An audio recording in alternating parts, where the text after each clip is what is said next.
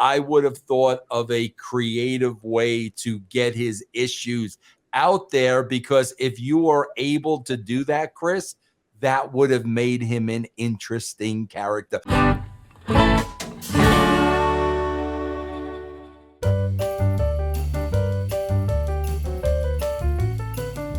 Someone who else was a strong heel that just kind of went awry, man. People didn't know what the heck what happened with him. Lars Sullivan. Lars Sullivan was someone who he was making some noise in NXT. They had him as some type of monster character. They brought him up on SmackDown. He was making some noise, and then he got caught in a lot of saga outside of the wrestling sphere, and that basically caused him. He wrote his death. That was basically his death wish at that point. And now he's just nowhere to be found. And then he's basically blacklisted, seemingly from WWE. Do you think Vince, before we get to EC3, do you think Vince Russo that Lars Sullivan could have ever been a top main event star as a heel? God, bro, it's like here's the problem, man. Whatever, I can't remember specifically what the issues were. Do you remember, Chris? Yeah, a lot of. I know one I'm going to make a joke about, but then the rest I don't really remember. Yeah, lots of. It was comments he was making toward people, and then they found. There were some racist comments they found in like a Reddit or some type of like one of those forums, and then there was some sexual stuff going on too. There was like the Reddit forum files basically. Yeah, the Reddit forum was before he was hired under some weird kind of thing. Yeah.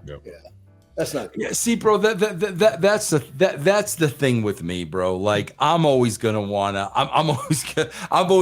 deal with the issues. Yeah, you know what I'm saying? I mean, if this guy has issues that it's out there, I'm gonna figure out a way to let's get this, out there. So I mean, that's what I would do. And I know they're dealing with ratings and whatnot. I get it, bro. But I would have thought of a creative way to get his issues out there, because if you were able to do that, Chris, that would have made him an interesting character. Mm-hmm. Because if not, I hate to bring this up, but I'm just being honest. If not, what do you got? You got Braun Strowman. And you've got a one-dimensional big guy character that's going to run around the ring and knock everybody over. That's why, bro, there's got to be dimensions to the personality, and those dimensions come from who you really are. That's where they come from, bro. What do you think, he's Digger?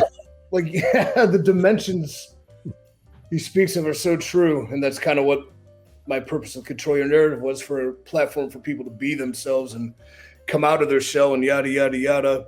If we're talking about Lars Sullivan as a character and an in-ring worker and these things, I think paired with the right piece, he could have been a top-level heel, just based on his look and his ability. When Vince spoke about guys that are stronger than they know, he is definitely stronger than he knows. And that's scary because he knows he's strong as hell. So we had him. He was part of my 5-star match at a TakeOver. So, really, from a professional standpoint, talking to him, he's outside the box as a human being. He's a very interesting character in real life. Behind screaming bad guy. If you had him I would picture him in a lab coat doing science projects and just speaking insanity. This is all character based. He definitely had his reality as a character was very, very interesting, and Vince probably would have ate it up. And then as far as the realistic issues with racist Reddit threads and things of that nature, and then finding himself in a adult video with another man, I hope the A&W root beer sponsorship money comes in. But besides that, it's unfortunate. People do things and they, have nothing to apologize for if that's what they choose to do. But the issues were there. So I hope he's well. He's treated me nothing but kindly. As far as I know, it's funny because, bro, for me, that was the best part of the job. Like, who are you? Like, who are you, and how do we portray? I'm a racist adult film star. Yeah, right, exactly. Yeah, from Denver. Right, from Denver. We had a really a singles match on NXT where I came back all knotted up and busted open a little bit and felt like I was in a fight, and I really enjoyed that because so much of the wrestling, especially there, kind of transcended into creative interpretive dancing as opposed to physicality. And I remember we just knocked the S out of each other, and that was good. And he's very good in the ring, very athletic too. So a shame, but you know what? You reap what you sow. So. So it's safe to say that we probably won't ever see Lars Sullivan. Triple H is on an onslaught. He's on a barrage of bringing people back, and it's safe to say that Lars won't be one of those people. Well, you'd never say never, but never. Man. That's what they always tell me. Yeah. If he comes back, I hope there's some character with him, because he came back as something like he was the old school, just heel. It's just it was just so one-dimensional, man. Oh, you mean like almost doing this? What about almost doing this in the video? He doesn't know what's going on. He has no idea what's happening. What first of all, who touches their own hand? I don't even think EC3 sits at home and does this. Who does this, bro? Hey, he's a nice guy, but so is my neighbor, right? Yeah, I mean, I'm sure he's a sweetheart of a guy. What are we doing, man? What are we? Did anybody get the A&W joke? No. What AEW joke? Please explain, though. Please. Lars is A&W sponsorship money coming in. Nobody got the joke. Was it supposed to come in? Well, the joke is you have to watch the video, and then you get the joke. So you guys ever even saw the video? No. Don't. Neither will I ever. If you do, the joke will be like, that was a good joke. Okay. So it's probably good that I had no idea what that joke was. And I won't. So I'll go ahead and gracefully pass on that offer. But thank you, though. I appreciate it. So, Vince Russo, EC3. he's got the punch going on now, and he's got the you got the menace heel, the Baron Von Roski.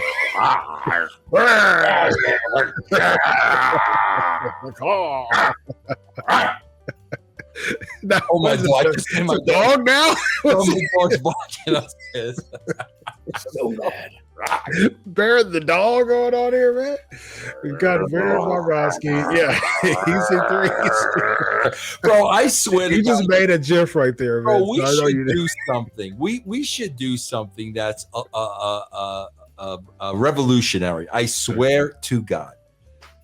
EC3, Dr. Chris, we have all these freaking yahoos out there, hundreds and thousands of wrestling podcasts where they're covering this crap seriously. Yes. Bro, if we covered this as, okay, guys, this is a parody of wrestling. Yeah. And that's the perspective we're taking it at. This is a parody.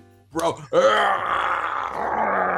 if that's the way we handle this show, it would be the greatest show out there, because that's how wrestling has become clearly a parody of itself. That's how it should be looked at. You can't cover this stuff seriously, bro. You can't.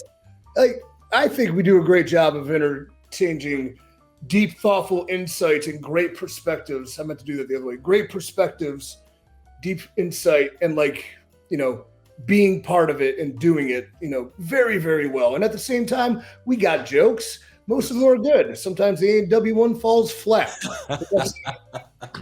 Good rebound though. Flat, So Vince and I, we do that all the time. We do that with the Bouncies. We do that with Toots. We do that with the Black Scorpion. It's entertainment, man. It's parody. It's fun. Come on, lighten up. Hey, let's wear Halloween costumes next week. Yes. Well, ladies and gentlemen, on behalf of Happy Trees, Vince Russo over there, on behalf of former TNA World Heavyweight Champion EC3, on behalf of the doctor, me, Dr. Chris, ladies and gentlemen, this is the Wrestling Outlaws. Have a good night. So long.